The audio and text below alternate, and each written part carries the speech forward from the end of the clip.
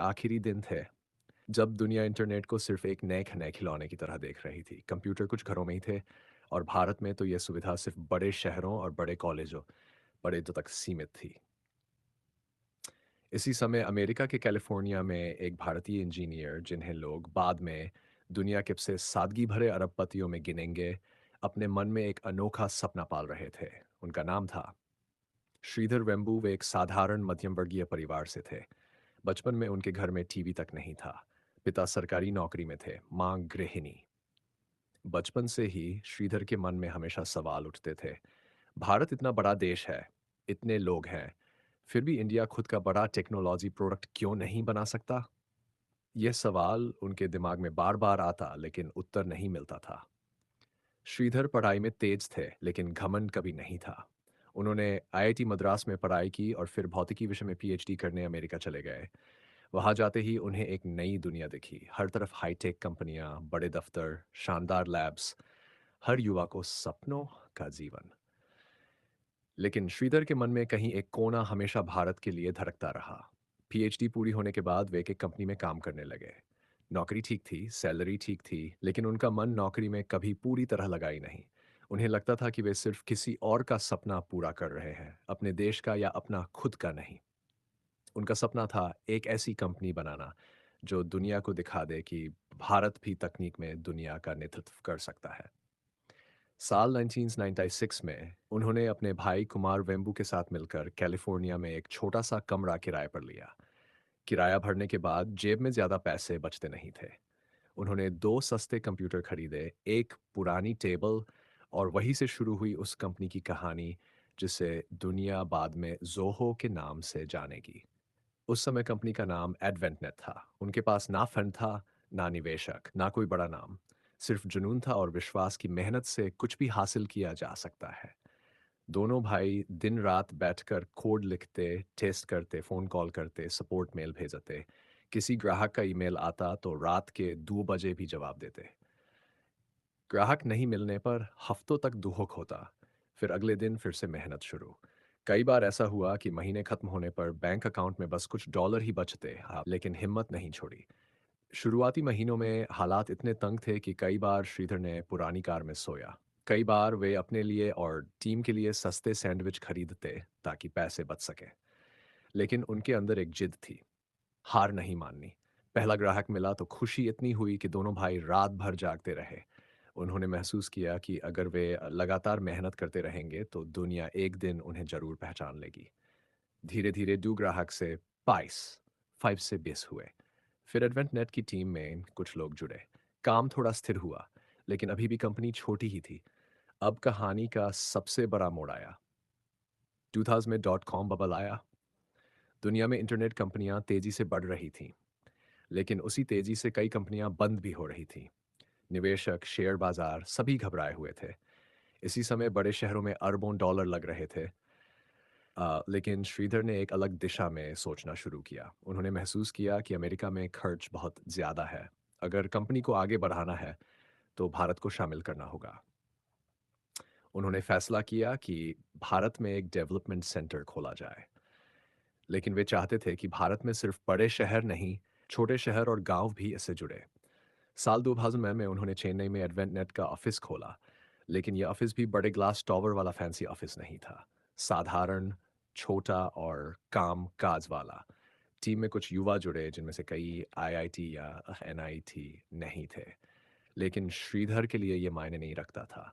उनका विश्वास था, डिग्री नहीं, सीखने की भूख और मेहनत इंसान को असली इंजीनियर बनाती है। यही सोच आगे चलकर जोहो की ताकत बनी। 2013 में इंटरनेट तेजी से बढ़ रहा था। श्रीधर ने महसूस किया कि SaaS यानी सॉफ्टवेयर एज अ सर्विस आने वाले समय का भविष्य है। यहीं से जन्म हुआ नए ब्रांड का जोहो। क्यों जोहो नाम? क्योंकि वे एक छोटा, याद रहने वाला प्यारा नाम चाहते थे।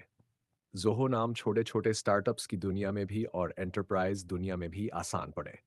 पहला बड़ा प्रोडक्ट बनाया गया, जोहो CRM। फिर आया Zoho writer, Zoho sheet, Zoho project, Zoho mail. एक एक करके प्रोडक्ट बढ़ते गए। दुनिया ने ध्यान देना शुरू किया। एक छोटी कंपनी जो फंडिंग नहीं लेती, जिसने विज्ञापन पर पैसा नहीं उड़ाया, फिर भी बड़े दिग्गज जैसे सेल्सफोर्स, गूगल और माइक्रोसॉफ्ट को चुनौती देने लगी।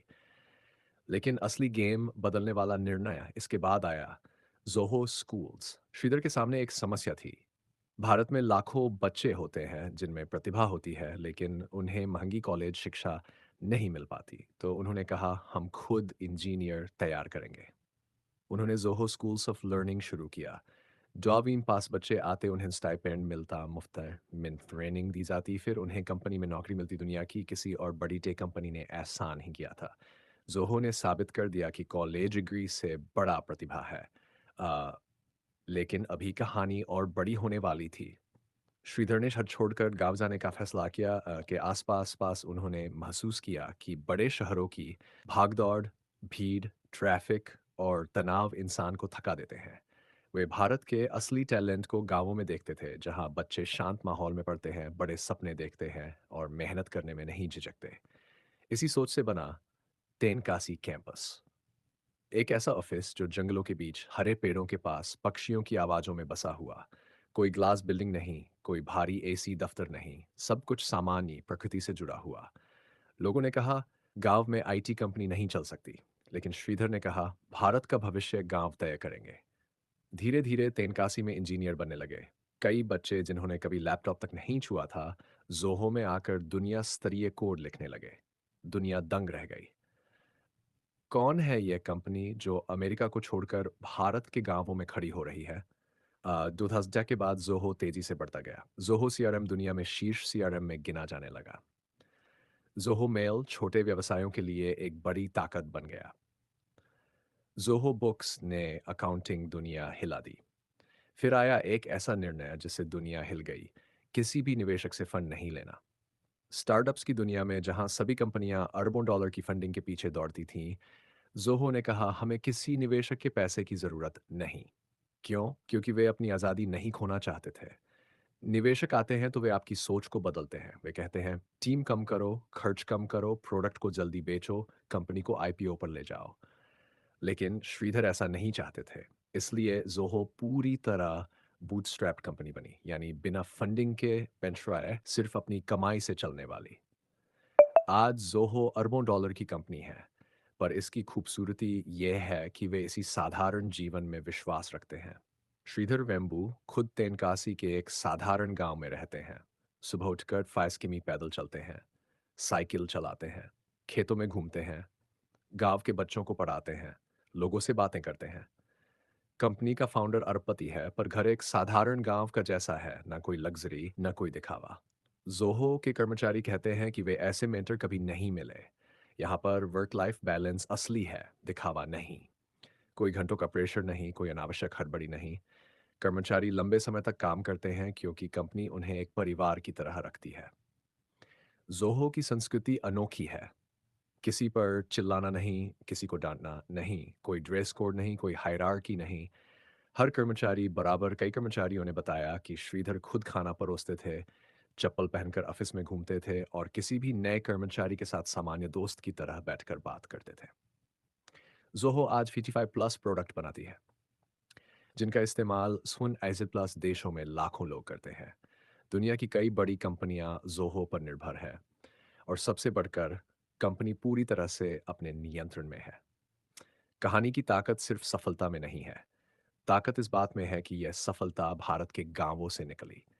यह कहानी उस देश की है जहां लाखों युवा सिर्फ सपने देखते हैं, पर जोहो ने उन सपनों को सच करने का रास्ता दिया। आज जोहो की वैल्यू 5 बिलियन डॉलर के बीच मानी जाती है। पर श्रीधर कहते हैं, मेरे लिए असली वैल्यू वो बच्चे हैं जो जोहो